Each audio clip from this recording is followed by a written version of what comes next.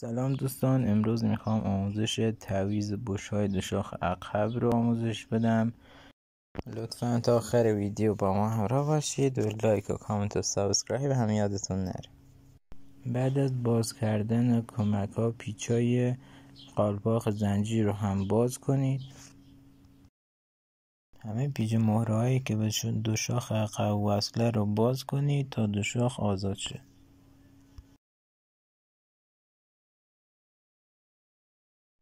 کمک رو از روی پیچش باز کنید. لنتای ترمز رو هم از توی توپی درارید.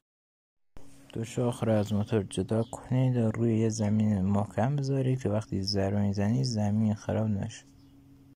با پیشگوشتی دو سو لبه های بش رو به داخل خم کنید و محکم ضربه بزنید تا بش از جاش در بیاد. دوستان، به جای ضربه زدن با پیشگوشتی دو سو میتونید از گیرم استفاده کنید که هم راحت‌تر و هم کارش کمتر. بعد از اینکه بش‌ها رو از داخل جاش در آوردین، نوبت به جا زدن بش‌های جدید میشه. یه ذره روغن به بش‌های جدید بزنید و یک کهنه روش رو با چاکوش ضربه بزنید. دوستان، برای جا زدن بش از گیرم میتونید استفاده کنید که دیگه بش خراب نمیشه و راحت‌تر هم جا میره. دوستان، همونطور که میبینید الان بش‌ها رو جا زدیم و تا آخر هم جا بزنید که دیگه از بغل‌های دو شاخ معلوم نباشه که دیگه بشی توشه.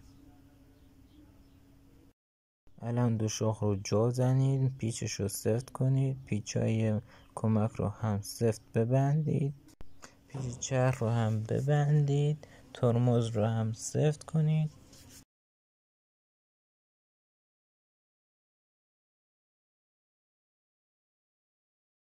الان قالباق زنجیر رو هم جا بزنید و پیچاش رو ببندید.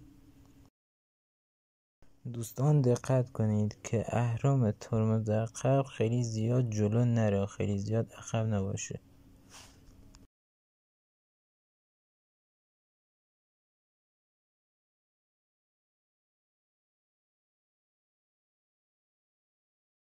پیچ میل ترمز هم جوری تنظیم کنید که پدال ترمز خیلی زیاد پایین نره.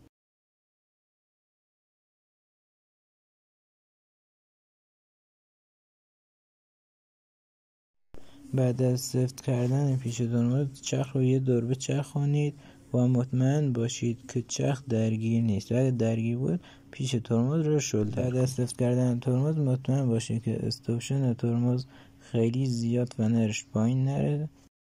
مطمئن باشید که زنجیر خیلی سفت نیست و زنجیر به راحتی بالا پایین میره و چرخ خیلی خوب میچرخه. دوستان، همونطور که میبینید دیگه لقی وجود نداره. خیلی ممنون که این ویدیو تا آخر نگاه کردید. لایک، کامنت، سابسکرایب هم یادتون نره.